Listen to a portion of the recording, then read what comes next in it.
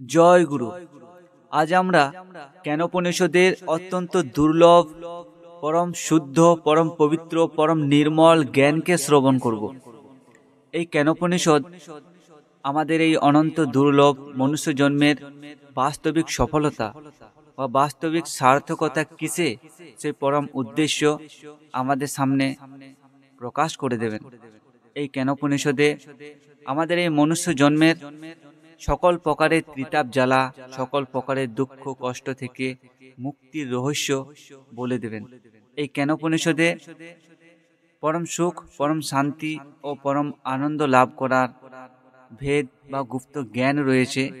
কেমনভাবে আমরা এই জন্ম মৃত্যুর 84 বন্ধন থেকে চিরতরে মুক্তি লাভ করতে পারব, কেমনভাবে সকল প্রকারের দুঃখ কষ্ট ও ত্রিতাপ জ্বালা থেকে মুক্ত হয়ে আমরা সেই পরম সুখ, পরম শান্তি ও পরম আনন্দকে লাভ করিতে পারিব, সেই পরম পবিত্র জ্ঞান এই কেনোপনিষদে রয়েছে।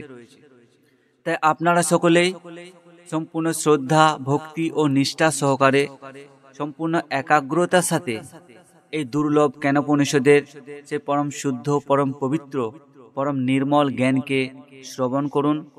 নিজের এই দুর্লভ মনুষ্য জন্মের বাস্তবিক সার্থকতাকে জেনে নিন এবং নিজের এই অনন্ত দুর্লভ মনুষ্য জন্মকে সফল ও সার্থক করুন। তো আসুন আমরা এই কেনোপনিষদের সে অত্যন্ত দুর্লভ গুহ্য জ্ঞানকে শ্রবণ করি আর আমাদের এই অনন্ত দুর্লভ মনুষ্য জন্মকে সফল করি। জয় গুরু। কেনোপনিষদে বলছেন যে কাহার শক্তির দ্বারা অন্তর্করণ অর্থাৎ মন সংকল্প বিকল্প করার শক্তি পায়, কাহার শক্তির দ্বারা চক্ষু দর্শন করিবার সামর্থ্য পায়, কাহার শক্তির দ্বারা এই কর্ণ শ্রবণ করিবার সামর্থ্য পায়, কাহার শক্তির দ্বারা এই নাসিকা ঘ্রাণ নেওয়ার সামর্থ্য পায়, কাহার শক্তির দ্বারা এই মুখ শব্দ বলিবার সামর্থ্য পায় না। কেনোপনিষদে বলছেন যে সম্পূর্ণ দেহ ইন্দ্রিয়াদি যাহার শক্তি দ্বারা নিজ কার্যে প্রেরিত হয় বা নিজ কার্যে রত হয়, তিনি হচ্ছেন নির্মল আত্মা। আত্মার শক্তি দ্বারাই সম্পূর্ণ দেহ ইন্দ্রিয়াদি নিজের নিজের কার্যে প্রেরিত হয় বা রত হয়। এবং যাহার কাছে এই চক্ষু পৌঁছিতে পারে না, চক্ষু দ্বারা যাহাকে দর্শন করা যায় না, এই কর্ণ যাহাকে শ্রবণ করিতে পারে না, এই মুখ যাহাকে উচ্চারণ করিতে পারে না শব্দের দ্বারা, যাহাকে বর্ণনা করিতে পারে না, এই নাসিকা যাহাকে ঘ্রাণ করিতে পারে না, তিনি সে নির্মল আত্মা। আর এই আত্মার শক্তির দ্বারাই এই সম্পূর্ণ দেহ ইন্দ্রিয়াদি নিজের নিজের কার্যে রত আছেন। তাই বিবেকী পুরুষগণ বাক্য এবং মনাতীত, বুদ্ধি এবং জ্ঞানাতীত, ইন্দ্রিয়াতীত সেই নির্মল আত্মাকে জানিয়া অনুভব বা উপলব্ধি করিয়া জীবন মুক্তি লাভ করেন। তাই আমাদের সকলেরই কর্তব্য সেই নির্মল সচ্চিদানন্দ স্বরূপ আত্মাকে জানিয়া অনুভব বা উপলব্ধি করিয়া জীবন মুক্তি লাভ করা, নিজের এই অনন্ত দুর্লভ মনুষ্য জন্মকে সফল ও সার্থক করা। এই কেনোপনিষদের 2য় খণ্ডের 3য় শ্লোকে বলছেন, যাহারা সে ব্রহ্ম অর্থাৎ সে আত্মাকে জানিয়াছেন বলিয়া মনে করেন, বাস্তবে তাহারা সে আত্মাকে জানেন না। এবং যাহারা আত্মাকে জানেন তাহারা কখনোই কারোর সামনে বলেন না যে আমরা সে আত্মা অর্থাৎ পরমাত্মাকে জানিয়াছি। তাই এই নিয়ে সন্ত ভিকা সাহেবের একটা বাণী আছে, ভিকা বাত अगम की कहन सुनन में नाही, जो जाने सो कह नहीं আর जो कहे सो जाने नहीं।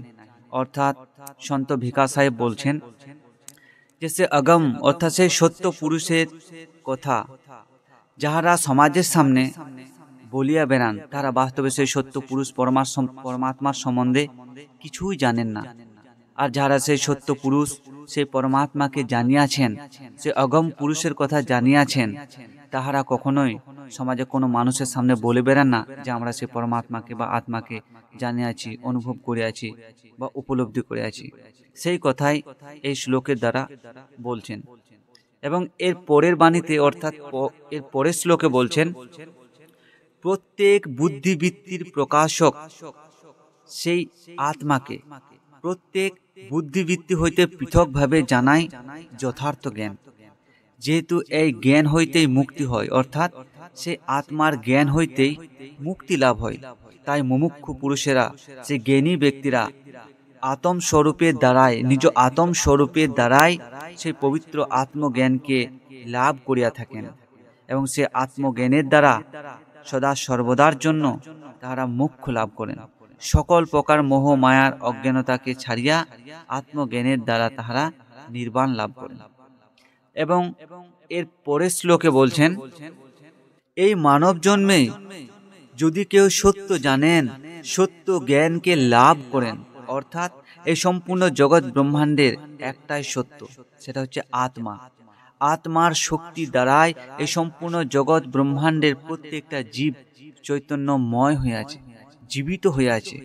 তাহাই বলছেন, যদি কেউ সত্য জানেন বা সেই সত্য জ্ঞানকে লাভ করেন, তবে সেই ব্যক্তির এই দুর্লভ মনুষ্য জন্ম সফল হয়, সার্থক হয়, তাহার জীবন ধন্য হয়। আর যদি কেহ এই জন্মে সেই সত্যকে না জানেন, সত্য জ্ঞানকে লাভ না করেন, তাহলে তার মহাবিনাশ প্রাপ্তি হয়। অর্থাৎ সেই ব্যক্তিকে অনন্তকাল ধরে এই 1,84,000 জন্ম মৃত্যুর অনন্ত কাল চক্রে বারবার ভ্রমণ করিতে হয়, অনন্ত ত্রিতাপ জ্বালা ভোগ করিতে হয়। এতএব বিবেকী পুরুষেরা নিজ আত্ম স্বরূপের জ্ঞানকে লাভ করেন, নিজ আত্ম স্বরূপের অনুভব বা উপলব্ধি করেন এবং এই সম্পূর্ণ জগৎ ব্রহ্মাণ্ডের সকল জীবের অন্তরে সে আত্ম দেবের উপস্থিতিকে অনুভব বা দর্শন করিয়া এই অবিদ্যার দ্বারা, এই মিথ্যা জ্ঞান হইতে রচিত এই সম্পূর্ণ জগৎ সংসারে ভ্রম হইতে মুক্ত হইয়া নির্বাণ লাভ করেন, জীবন মুক্তি লাভ করেন। তাই সকল বিবেকী পুরুষেদেরই উচিত নিজ আত্ম স্বরূপের নির্মল জ্ঞানকে লাভ করা, নিজ আত্ম স্বরূপের অনুভব বা উপলব্ধি করা এবং জীবন মুক্তিকে লাভ করা। জয় গুরু।